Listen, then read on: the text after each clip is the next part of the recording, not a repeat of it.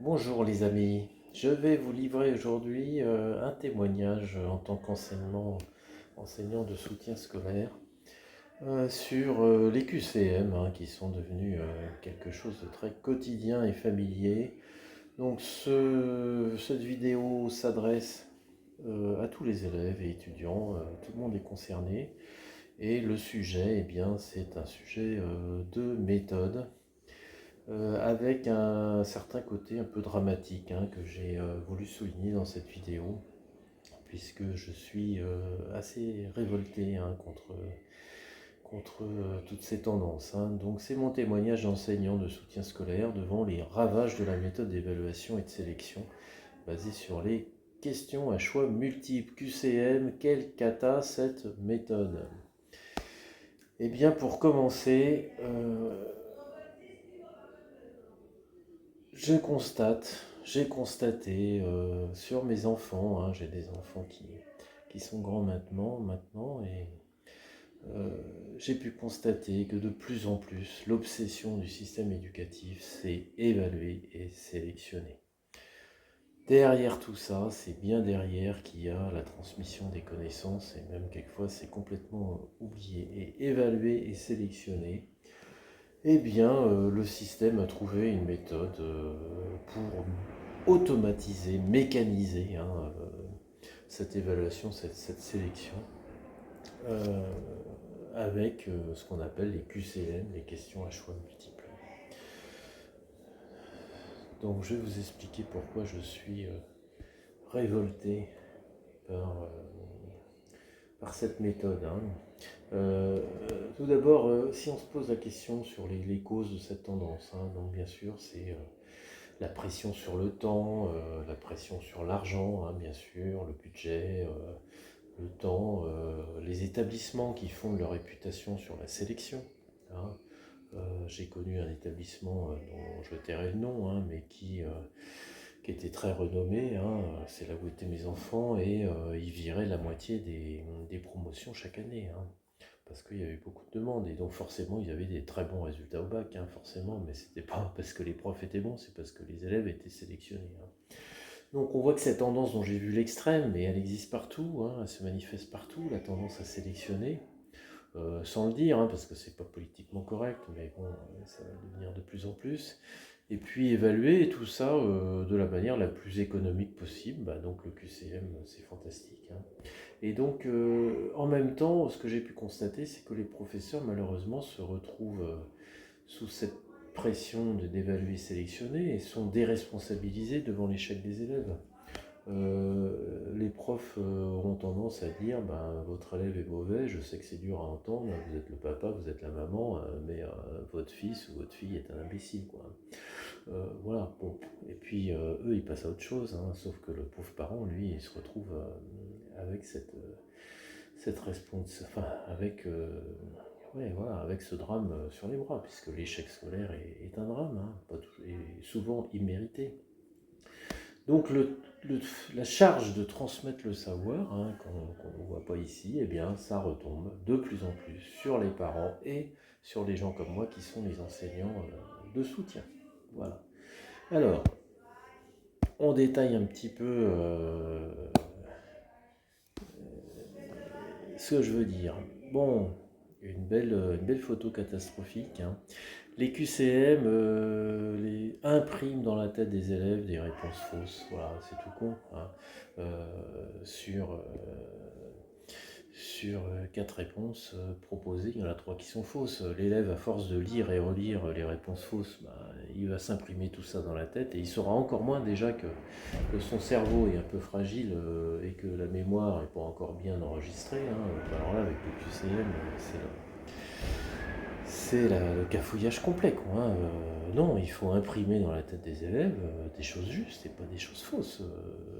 Après, si l'élève se trompe, c'est une autre affaire, mais euh, voilà, pourquoi montrer des erreurs, pourquoi exposer des erreurs aux élèves, enfin, voilà, moi je dis que c'est criminel, c'est criminel. Ça va complètement à l'encontre de l'objectif. Alors, excusez-moi, voilà, je ne suis pas encore favorisé avec le passage d'image. Deuxième chose, deuxième trait caractéristique des QCM, le QCM favorise l'apprentissage passif et superficiel. Hein. Le QCM se focalise sur des connaissances factuelles et basiques sans aucune nuance. On privilégie la mémorisation sur la compréhension. Il n'y a aucune considération pour la réflexion, pour l'esprit critique, pour la profondeur de la matière enseignée. Donc on est dans une réduction totale de la matière, hein, de la matière à apprendre. Donc c'est complètement crétin hein, comme méthode, archi-crétin. Hein. Alors on va me dire, oui, mais le QCM, c'est pas tout, voilà, il n'y a pas que ça, c'est qu'un élément. Non, moi je dis que c'est criminel, il faut éliminer le QCM, c'est tout. Hein. Il n'y a pas que le QCM est un élément parmi d'autres, non, il faut l'éliminer. Hein. Euh, c'est vraiment néfaste, il faut penser aux élèves, il faut arrêter de penser au confort du système, hein. Il faut penser d'abord à l'élève. Euh, et donc moi j'ai connu un élève hein, euh, récemment, tous ses partiels étaient faits avec des QCM. Et le jour où il passe, enfin tous ses contrôles continus, pardon, étaient faits avec des QCM, le jour où il passe au partiel, ah ben là il se retrouve devant un vrai problème à résoudre, quoi, devant un vrai énoncé d'un vrai exercice. Ben forcément, c'est la catastrophe, forcément. Hein. Forcément, il a réussi tous ses contrôles continus, et puis bing, le partiel, lui, bon, ils n'ont pas osé faire un QCM. Donc c'est complètement crétin, voilà, c'est quelque chose qu'il faut éliminer totalement. Hein. Voilà, donc apprentissage passif, mais quand je parle d'apprentissage passif, alors le QCM n'est pas la cause de tout, le QCM est un symptôme, hein, plus qu'une cause. Hein. Donc je veux dire, je dis il faut éliminer les QCM, je veux dire, c'est pas ça qui va résoudre tout. Hein. Euh, c'est plutôt un signe, le QCM. En fait, l'apprentissage passif, c'est devenu un fléau. Euh, j'ai des élèves qui arrivent, on a l'impression qui tendent le bras et qui voudraient qu'on leur fasse une perfusion de connaissances. Hein. Non, l'apprentissage passif, l'apprentissage superficiel, ça c'est dramatique aussi. Hein. Forcément, j'ai des élèves qui font des impasses, ils arrivent 3 jours avant l'examen, ils veulent qu'en 2 heures, on leur fasse, on les prépare pour l'examen. Enfin, c'est complètement absurde. Hein. L'apprentissage, il n'est pas passif, il est actif. Et l'apprentissage, il n'est pas superficiel, il prend du temps. Et il demande à agir, à être responsable. C'est-à-dire l'élève ou l'étudiant doit être responsable de son apprentissage. Et ça, c'est vraiment pas ce qu'on enseigne. Hein. Donc il n'y a aucune considération euh, non plus sur la réflexion, l'esprit critique. Hein. Les élèves, de toute façon, ils ont bien vu que les QCM, c'était complètement absurde. Hein. Donc, ils ne se posent même pas la question de savoir si la question qui est posée est intelligente ou pas. Le jour où ils demandent devant un énoncé, ben, ils ne savent même pas comment le lire. Déjà, ils le lisent à peine, hein, ils le survolent. Donc, on a vraiment un combat à mener hein, à ce niveau-là, hein, qui dépasse uniquement le QCM, mais le QCM est un petit peu emblématique. Hein. Alors, autre aspect que je dirais qui est peut-être l'aspect le plus rigolo dans l'affaire, mais malheureusement, ça ne fait pas toujours rire. Hein. On encourage les stratégies de contournement chez les élèves, c'est-à-dire les élèves, moi je dis, ils font de l'intelligence sociale, hein. Ils font pas des maths, ils font pas de la physique. Hein. Quand ils répondent à QCM, ils font de l'intelligence sociale. Ils jouent aux probabilités. Voilà, est-ce que statistiquement, si je coche la réponse A, ça devrait être bon ou pas? Ils font des raisonnements probabilistes où ils analysent les mots. Hein. J'ai des élèves qui analysaient les mots et les verbes dans les réponses des QCM et grâce à ça, ils trouvaient la bonne réponse. Hein. Donc, ils sont pas cons, hein, les élèves. Hein. Donc, quitte à, quitte à être dans l'absurde, hein, eh ben, ils choisissent des stratégies de contournement qui marchent hein, d'ailleurs, qui fonctionnent. Donc voilà, je veux dire, c'est de l'intelligence mal employée, hein, bien sûr. Hein. Mais il faudrait l'employer à autre chose, son intelligence. En tout cas, c'est pas des maths. Hein. Ce que je dis toujours, hein, l'intelligence sociale, c'est pas des maths. Hein. Donc, moi, les QCM, vous irez voir ailleurs. Quoi. Voilà. Ok. Alors ensuite, eh bien, autre point important, il n'y a aucune rétroaction sur les erreurs spécifiques des étudiants. Déjà, les erreurs, elles sont pas spécifiques, hein, puisque se tromper de case à cocher, c'est pas spécifique. Et c'est vraiment dommage qu'il n'y ait pas cette rétroaction sur les erreurs, parce qu'en fait, toute erreur a sa propre logique, hein. Et ce qu'il est essentiel devant une erreur, c'est de démonter sa logique, de montrer à l'élève ou à l'étudiant où est-ce qu'il s'est trompé et pourquoi, hein. Euh, Ça, c'est absolument capital. Bon, bah, ça, bien sûr, dans une QCM, on oublie totalement, hein.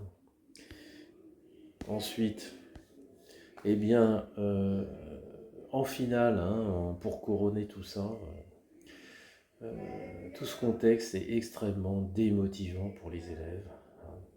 Et bah, bien sûr, dans ces cas-là, tout ça, ça retombe sur les parents, hein, parce que c'est les parents qui ramassent les morceaux, hein.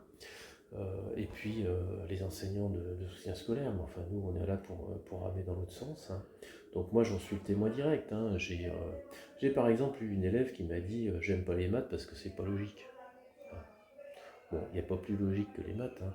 Mais je comprends sa réflexion. J'aime pas les maths parce que c'est pas logique, bah oui, puisque les profs font des énoncés qui sont faux, les QCM, quand on veut des QCM, les profs inventent des QCM avec des pièges pour piéger les élèves, qui sert à rien, qui transmettent rien du tout comme savoir, hein. J'ai vu ça aussi. Et comme je disais tout à l'heure, les erreurs des élèves ne sont pas décortiquées. Une erreur est quasiment toujours logique, hein. L'erreur est logique. Alors forcément, si on ne démonte pas le mécanisme de l'erreur, ben, l'élève il dit bah, les maths c'est pas logique, hein. J'ai fait une autre vidéo sur l'âge du capitaine, hein, je vous la recommande. On a fait remarquer à une élève, mais t'as pas vu que l'énoncé était bizarre? Puis l'élève a haussé les épaules et a dit bah de toute façon c'est des maths, hein, donc c'est pas logique. Voilà. Donc non non c'est moi j'en rigole de temps en temps mais c'est dramatique, hein. Enfin moi à mon niveau bien sûr je vais dans l'autre sens, hein, mais il y a vraiment un gros problème, hein, dont peu de gens parlent, hein, c'est pour ça que je fais cette vidéo. Donc eh bien dans le soutien scolaire à mon métier c'est tout le contraire.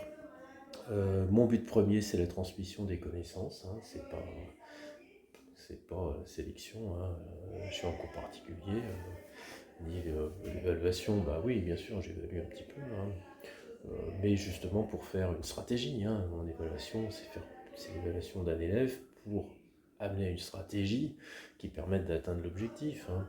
Mon approche est totalement personnalisée. Alors je privilégie bien sûr la compréhension sur le par cœur. Je ne suis pas dans l'apprentissage superficiel, mais dans l'apprentissage en profondeur, hein. Et puis un apprentissage actif, hein. Donc il m'arrive de secouer un petit peu les élèves, hein, quand je sens qu'ils sont sur la pente passive, hein, bien sûr, hein. C'est mon boulot. Je mets l'accent sur le sens critique, le recul par rapport aux cours et aux énoncés. Vous ne soupçonnez pas le nombre d'erreurs, d'imprécisions, de failles de raisonnement, d'erreurs de notation, d'erreurs de tout ce qu'on veut qu'il y a dans les cours et les énoncés. Vous ne le soupçonnez pas, hein. Moi je le vois tous les jours parce que je suis extrêmement rigoureux, hein. Je n'autorise aucune faille dans un cours ou dans un énoncé. Et je mets le doigt dessus je le fais voir à l'élève. Parce que l'élève, il doit garder son sens critique, hein, quand il lit un énoncé ou quand il lit un cours. Il doit être critique et si son cours ne lui plaît pas, il va sur Internet. Sur Internet, il a accès aux meilleurs cours du monde, en vidéo ou en poly, hein. Donc, donc voilà, il faut être acteur, hein, de son apprentissage, ça c'est clair, hein. Donc c'est ce que j'essaye de faire passer, hein, dans mes cours de soutien scolaire. Et donc je vous remercie et bien sûr si vous souhaitez des cours, vous pouvez me contacter et je vous recommande un site qui est inscrit sur la diapo. Merci et à bientôt.